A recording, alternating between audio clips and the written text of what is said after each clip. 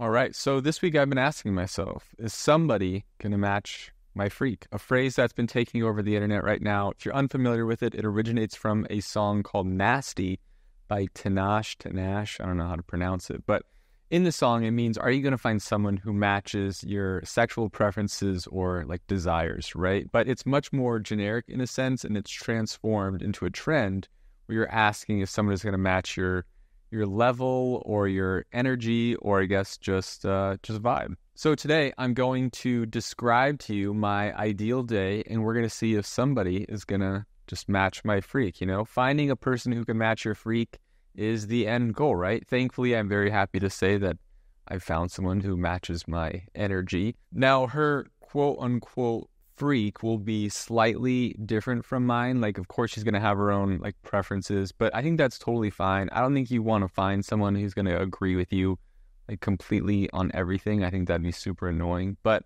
for the most part, her level really like matches the level of energy that I'm giving off. And I'm a very introverted person, and generally I hate just being social. And lately we've been extremely, extremely social. And in retrospect, it's very good, right? We're pushing ourselves to get out of our like comfort levels a bit. But leading up to these events, I'm just like, man, I do not want to do this right now. And obviously, like, I do go out like with her in effort to like meet all these new people, because I don't want her to obviously do this by herself. But her residency program is doing a very good job of trying to get everyone to like socialize and feel comfortable in a new environment. Now, my wife is introverted too, but she is definitely way more outgoing and is way better at small talk than I am. She can like hop around to different circles really well, whereas opposed to me, you're typically just going to find me like in one spot. I'm not going to move the whole night. Like, you're just going to find me in the corner.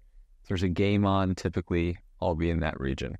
But the point that I'm getting at here is that I'd have a really hard time like being with an extroverted person, because we both like prefer our time kind of just unwinding and being together in a setting that's like relaxing. We feel very depleted after like social events. It just takes so much energy for us. So in a sense, she matches my freak very well. But okay, the perfect day. Here we go. Are you ready? So to start off, we are going out for coffee. Nothing is better than the weekend morning trip to a coffee shop. This is how we spoil ourselves.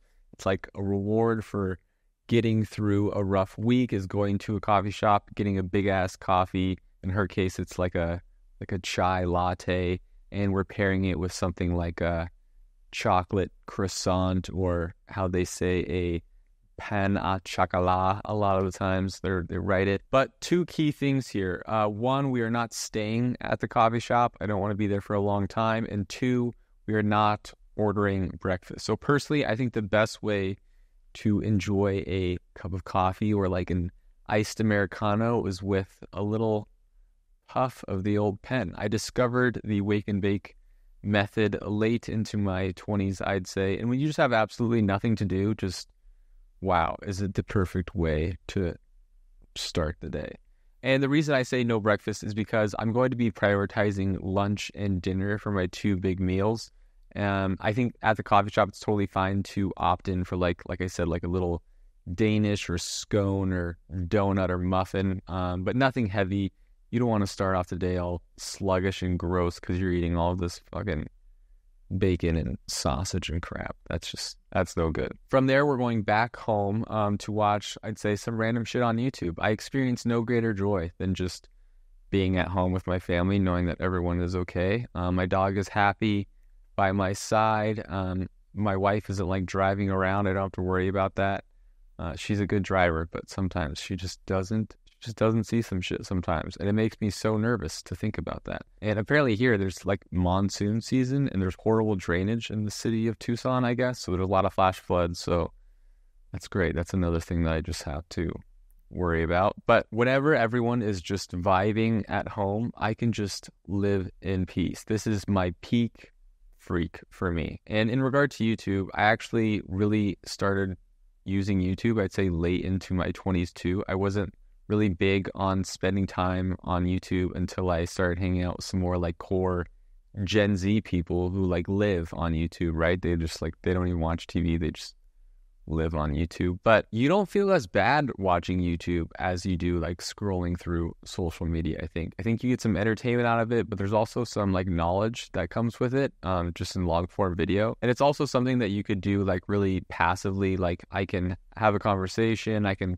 be playing with the dog, I can be cleaning up the house a little bit. But who have I been binging lately? Claire Saffitz is great. She's a baker. She's got a very like calming, lighthearted, kind of awkward personality that's fun to watch. Or Action Bronson's Fuck That's Delicious is always a good watch. I feel like after watching a few good food focused type of shows, like these will start like getting me really, really pumped up for lunch. And when it comes to lunch, we're getting a little experimental, let's call it. For example, I was just watching some videos about the Sonoran hot dog, which I guess is a Tucson staple here, but it's a bacon wrapped hot dog with a toasted bun.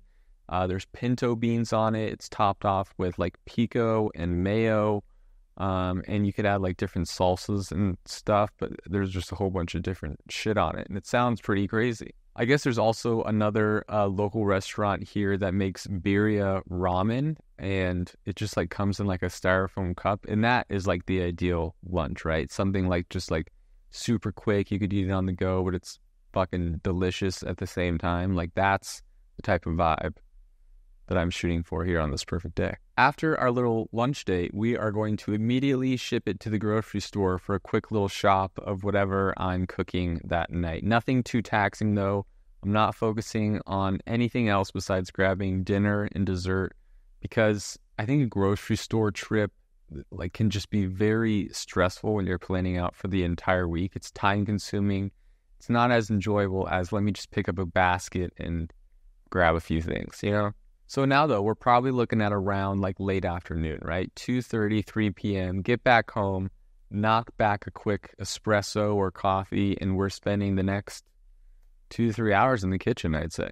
The wife is on the couch in her own world reading some crazy just smut book about fairies and wizards, and I don't know what it is, but she's doing okay. She's doing her own thing. I've got some sporting event turned on the TV, typically on like mute, preferably football if I can get this specific. But then I've also got some headphones in and I'm listening to a perfectly just curated Spotify playlist for cooking. A little indie rock, a little rap, maybe some fun Italian songs that I can get in there too. But this time is everyone's like alone time for the day. I feel like you're together, but you're also doing your own thing.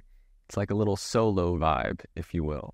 But what am I cooking? I'm almost always going to choose Italian when it comes to dinner. Lunch, I said, like is experimental in a sense. I can have a little bit more freedom with things I'm willing to try. But an Italian dinner, I think, is incredibly just hard to top. I've got a good loaf of bread, a vegetable side, and probably something like a risotto. Risotto seems incredibly intimidating, I think, to some people, but it's actually super easy to make, and it can be modified in like 100 different ways. The only thing about risotto though is that it is a little time consuming because it's a lot of like chopping and stirring because you're adding the broth in these small amounts until it reduces. But it's not overwhelming at all. It's a great, easy cleanup, great main dish overall. All right, so after dinner, to wrap up the night, we are going to crack open some Toll House chocolate chip cookies, get those bad boys just lined up on a baking sheet, get those in the oven.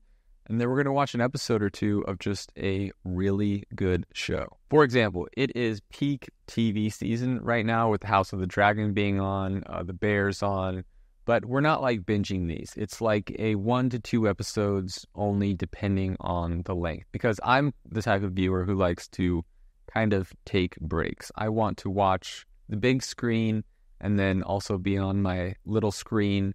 And just like, I don't know, that's the type of like viewer that I am. But then we're going to round out the night after those episodes with like an OG television show like The Office or Seinfeld, for example.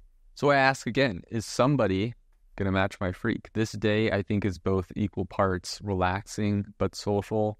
I'm not staying in the house all day. We went to a coffee shop. We went to grab lunch. We went to the grocery store. But at the same time, we didn't really like have to like put on a show for anyone. I'm not entertaining, which is great. I'm relax in my own home for a large part of it. And to me, like, this balance just can't be topped. Now, if I'm thinking about my wife, though, I think there are going to be a few just small differences. Like, I'd assume she'd want to go out for dessert. She definitely wouldn't want to go to the grocery store. She'd probably choose like a rom-com over like a TV show. There's definitely no football or sports aspect to her day at all, but she's probably going to want to like read anyways. She's been really into reading the last year, probably. I'd assume maybe she'd want to like hang out with her close friend or at least talk to her on the phone at some point. These two like talk on the phone like every single day. It's crazy. I have no idea what they even talk about, but it can last anywhere from 15 minutes to an hour, like every single day. But overall though, I think we have a very similar outlook on the type of day we're looking to have. But anyways, that's all I've got for today. I know it's a little short, but I thought this topic was kind of fun. Everyone's ideal day is just completely different and unique, but I guess it all comes down to, can you find somebody who's going to match your freak? I'd also love to hear your ideal day, or if you'd like to try to convince me otherwise and let me know kind of where you think I went right or wrong, feel free.